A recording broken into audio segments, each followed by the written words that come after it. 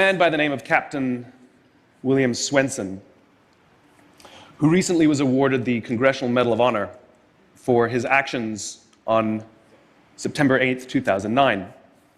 On that day, a column of American and Afghan troops were making their way through a part of Afghanistan to help protect a group of government officials, a group of Afghan government officials who'd be meeting with some local village elders. The column came under ambush and was surrounded on three sides. And amongst many other things, Captain Swenson was recognized for running into live fire to rescue the wounded and pull out the dead. One of the people he rescued was a sergeant, and he and a comrade were making their way to a medevac helicopter. And what was remarkable about this day is, by sheer coincidence, one of the medevac medics happened to have a GoPro camera on his helmet and captured the whole scene on camera. It shows Captain Swenson and his comrade bringing this wounded soldier who'd received a gunshot to the neck. They put him in the helicopter, and then you see Captain Swenson bend over and give him a kiss before he turns around to rescue more. I saw this, and I thought to myself, where do people like that come from? What is that? That is some deep, deep emotion when you would want to do that. There's a love there. And I want to know, why is it that I don't have people that I work with like that? You know, in the military, they give medals to people who are willing to sacrifice themselves so that others may gain. In business, we give bonuses to people who are willing to sacrifice others so that we may gain. We have it back, right?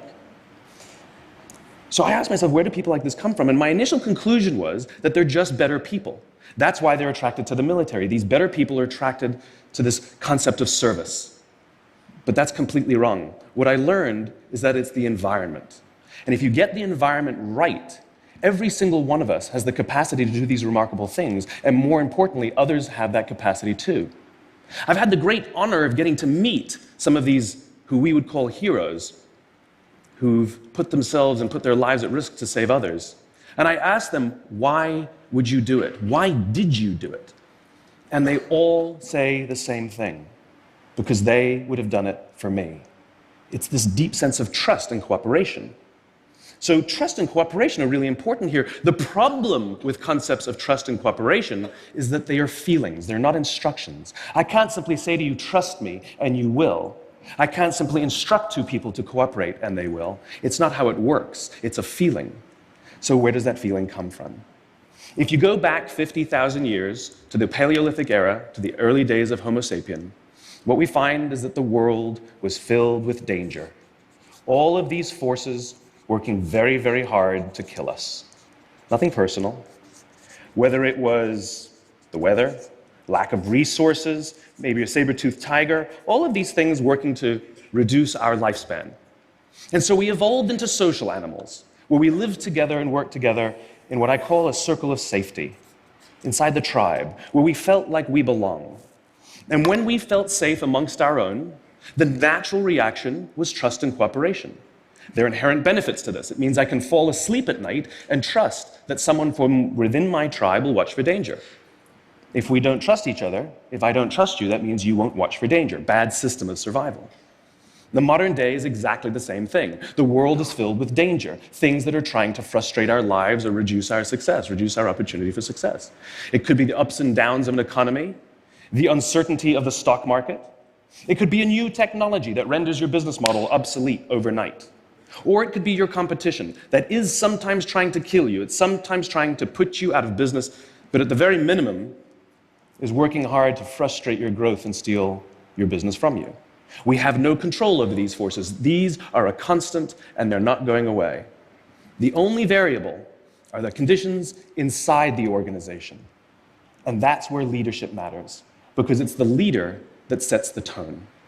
When a leader makes the choice to put the safety and lives of the people inside the organization first, to sacrifice their comforts and sacrifice the tangible results so that the people remain and feel safe and feel like they belong, remarkable things happen. I was flying on a trip, and I was witness to an incident where a passenger attempted to board before their number was called. And I watched the gate agent treat this man like he had broken the law, like a criminal. He was yelled at for attempting to board one group too soon. So I said something. I said, why do you have to treat us like cattle? Why can't you treat us like human beings? And this is exactly what she said to me. She said, "Sir, if I don't follow the rules, I could get in trouble or lose my job." All she was telling me is that she doesn't feel safe. All she was telling me is that she doesn't trust her leaders. The reason we like flying Southwest Airlines is not because they necessarily hire better people, it's because they don't fear their leaders. You see, if the conditions are wrong, we're forced to expend our own time and energy to protect ourselves from each other. And that inherently weakens the organization. When we feel safe inside the organization, we will naturally combine our talents and our strengths and work tirelessly to face the dangers outside and seize the opportunities. The closest analogy I can give to what a great leader is like being a parent. If you think about what being a great parent is, what do you want? What makes a great parent? We want to give our child opportunities, education, discipline them when necessary, all so that they can grow up and achieve more than we could for ourselves. Great leaders want exactly the same thing. They want to provide their people opportunity, education, discipline when necessary, build their self-confidence, give them the opportunity to try and fail, all so that they could achieve more than we could ever imagine for ourselves. Charlie Kim, who's the CEO of a company called NextJump in New York City, a tech company, he makes the point that if you had hard times in your family, would you ever consider laying off one of your children? We would never do it. Then why do we consider laying off people inside our organization? Charlie implemented a policy of lifetime employment. If you get a job at NextJump, you cannot get fired for performance issues. In fact, if you have issues, they will coach you and they will give you support, just like we would with one of our children who happens to come home with a C from school. It's the complete opposite. This is the reason so many people have such a visceral hatred, sort of anger at some of these banking CEOs with their disproportionate salaries and bonus structures. It's not the numbers.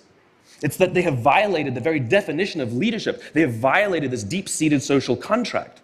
We know that they allowed their people to be sacrificed so that they could protect their own interests. Or worse, they sacrificed their people to protect their own interests. This is what so offends us, not the numbers. Would anybody be offended if we gave a $150 million bonus to Gandhi? How about a $250 million bonus to Mother Teresa? Do we have an issue with that? None at all.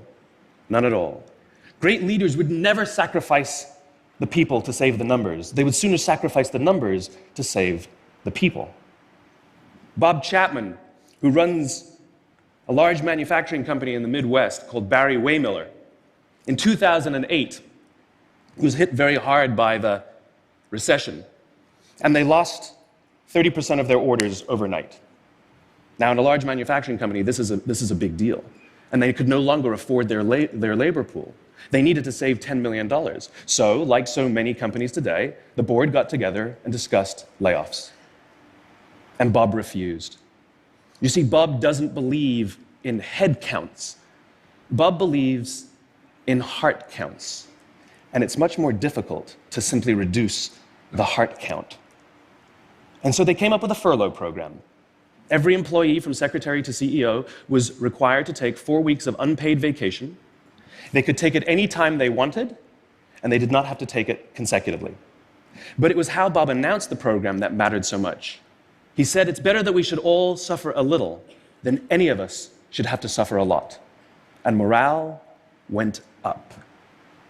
They saved $20 million.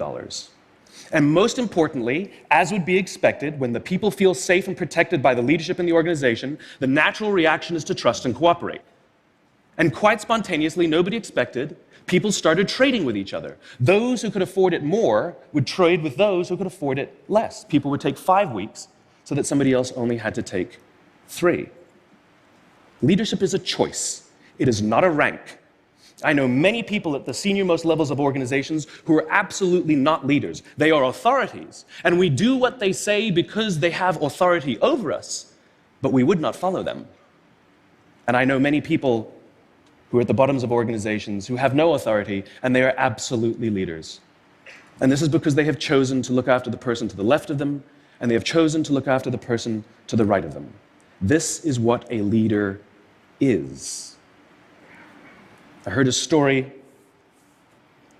of some Marines who were out in theater, and as is the Marine custom, the officer ate last, and he let his men eat first.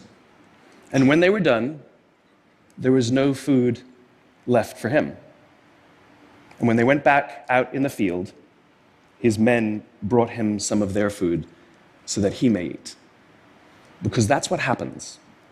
We call them leaders because they go first. We call them leaders because they take the risk before anybody else does. We call them leaders because they will choose to sacrifice so that their people may be safe and protected, and so their people may gain. And when we do, the natural response is that our people will sacrifice for us. They will give us their blood and sweat and tears to see that their leader's vision comes to life.